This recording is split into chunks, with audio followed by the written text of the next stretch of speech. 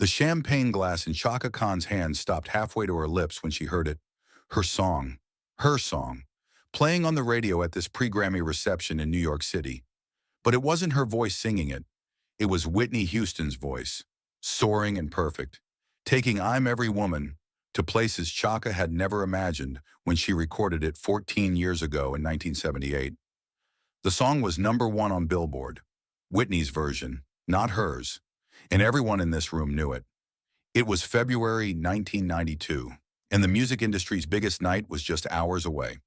The Peninsula Hotel's private reception room was filled with legends, executives, and the next generation of superstars, all pretending to enjoy each other's company while secretly measuring their own fading relevance against the newcomer's meteoric rises.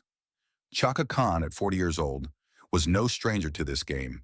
She'd been playing it since she was 17, when she first stepped on stage with Rufus and changed the face of funk forever. But this was different. This wasn't about chart positions or Grammy nominations. This was personal.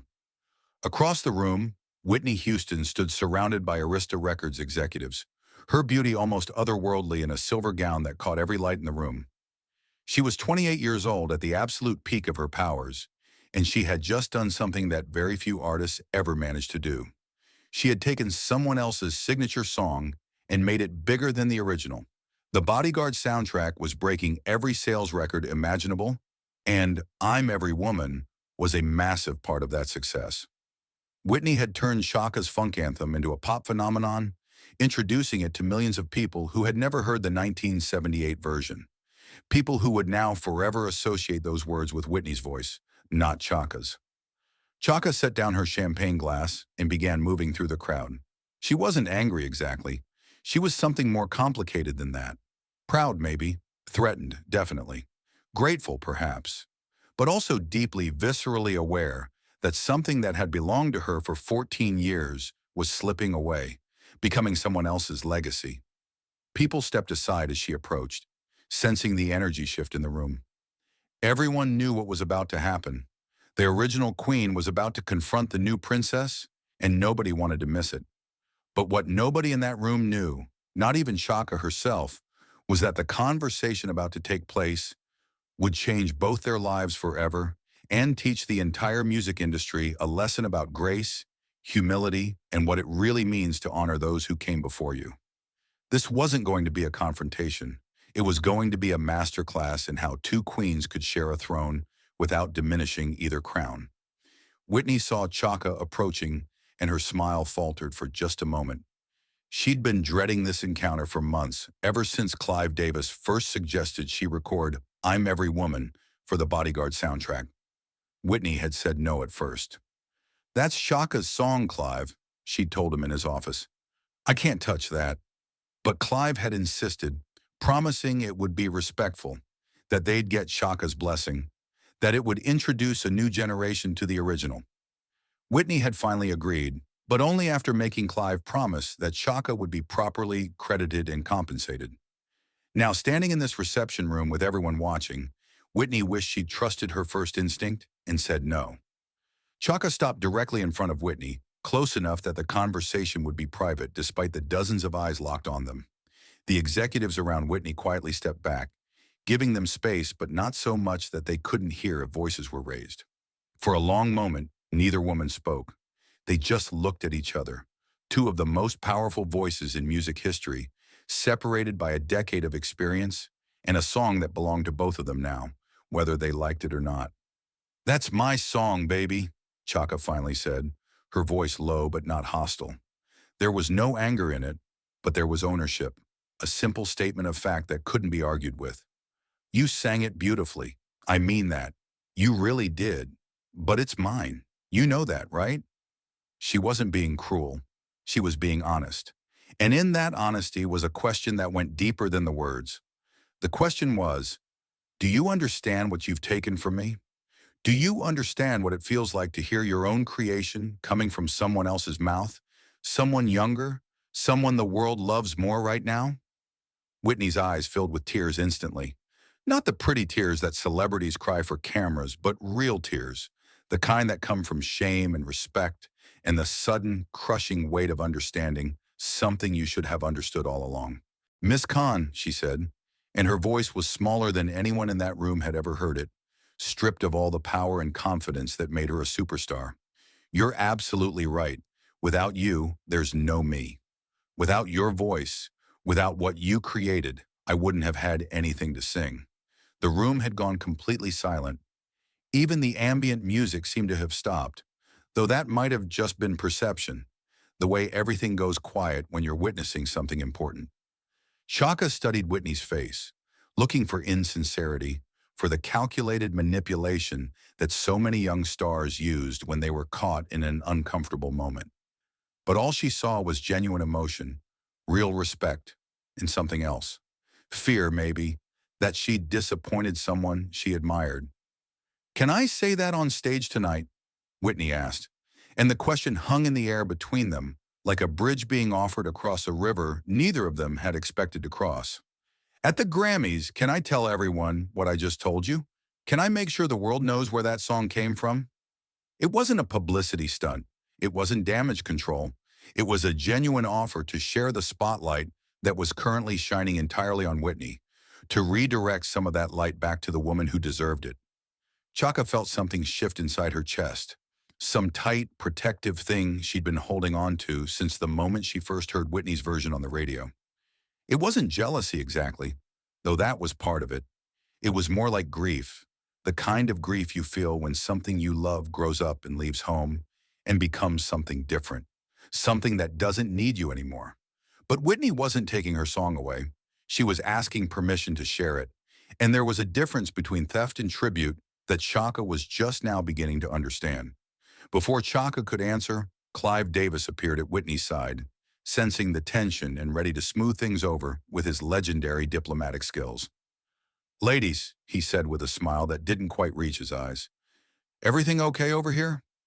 He looked at Whitney with concern, protective of his biggest star, but also glanced at Chaka with respect, aware that she was a legend in her own right and needed to be handled carefully.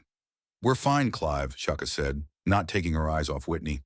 "Whitney and I are just having a conversation about music, about legacy, about respect. Isn't that right, Whitney?"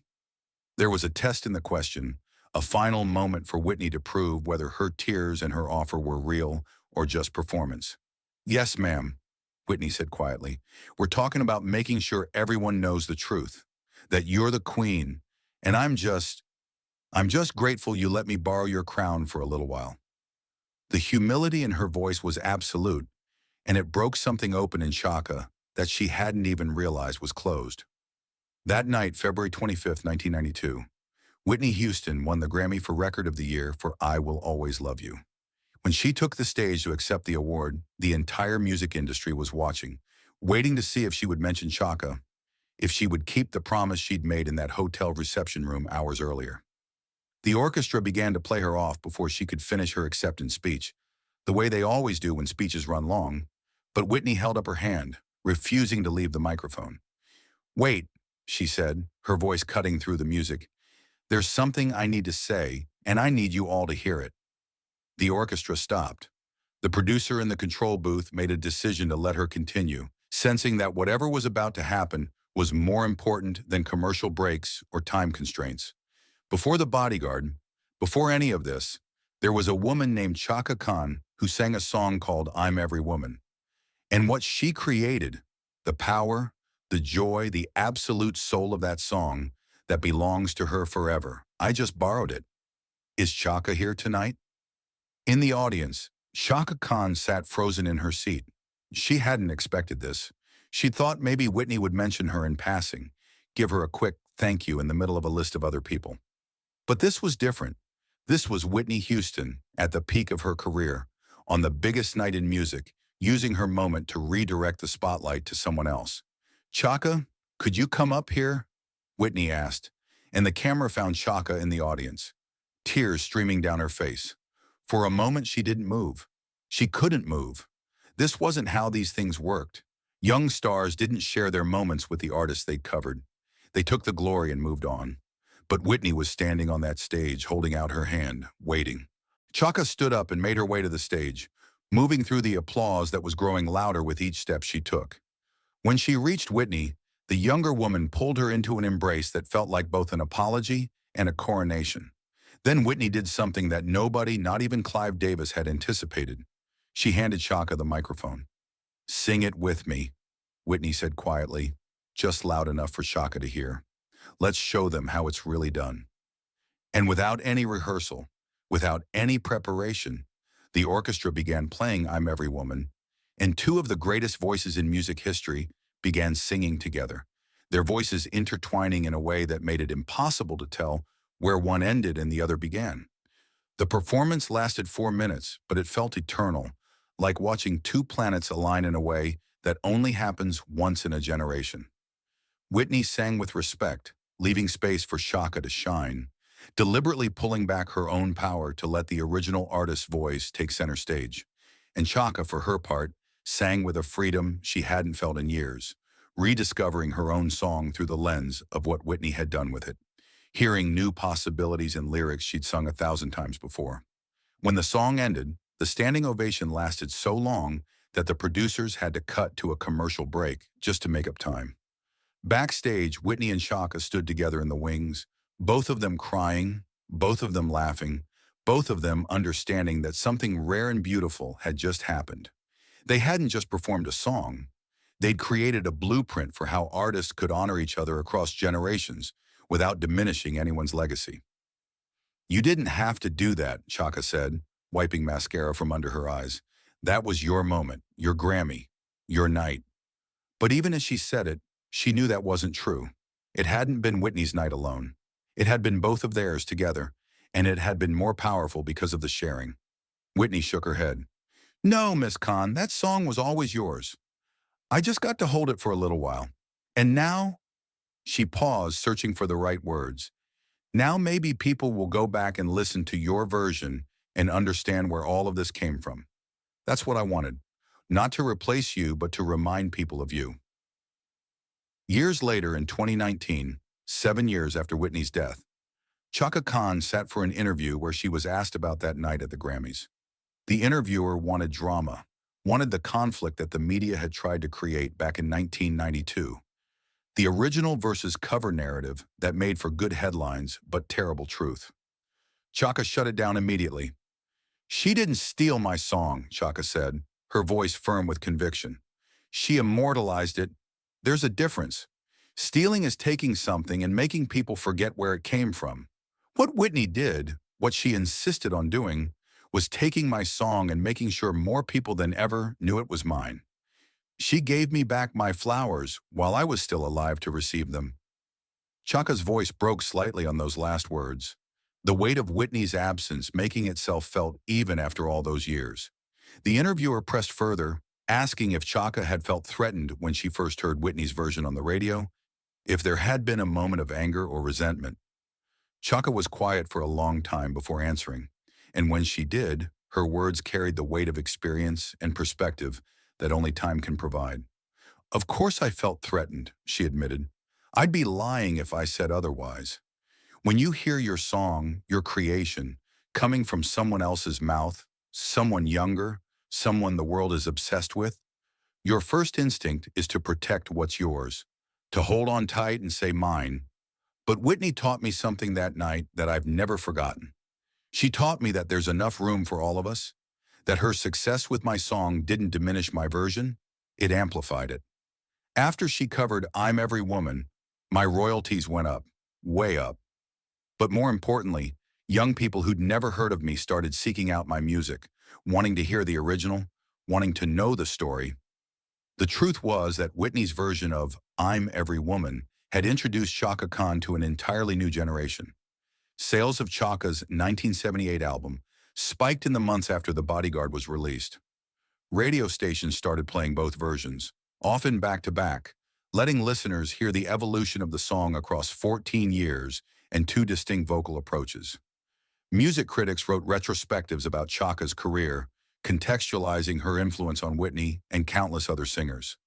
What could have been an erasure became an elevation, and it was all because Whitney had insisted on sharing the spotlight when she could have easily kept it for herself. But the impact of that night went far beyond chart positions and sales figures. What Whitney and Chaka created on that Grammy stage became a template for how artists could honor those who came before them. In the years that followed, more and more young artists began making space in their acceptance speeches and performances for the people who'd influenced them, the originals whose work had made their own success possible.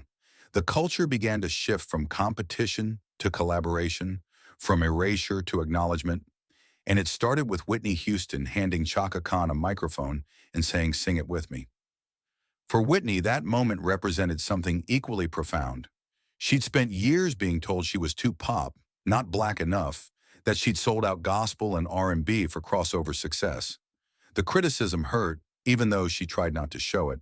But when Chaka Khan, a woman who'd never compromised her funk soul for commercial success, embraced her on that Grammy stage, it felt like permission, like validation that you could honor your roots while reaching for new heights. You didn't have to choose between respect and success. You could have both, as long as you never forgot where you came from. The lesson rippled outward in ways neither of them could have predicted. Young artists watching that Grammy performance saw a different model of success, one built on respect rather than rivalry. The music industry, always hungry for conflict and drama, found itself facing artists who refused to play that game, who insisted on lifting each other up instead of tearing each other down. It didn't change everything. Competition and ego are too deeply embedded in human nature for that. But it changed enough. It changed what was possible. It changed what was expected. And it all started with two women, a borrowed song, and the courage to share a moment that could have belonged to just one of them.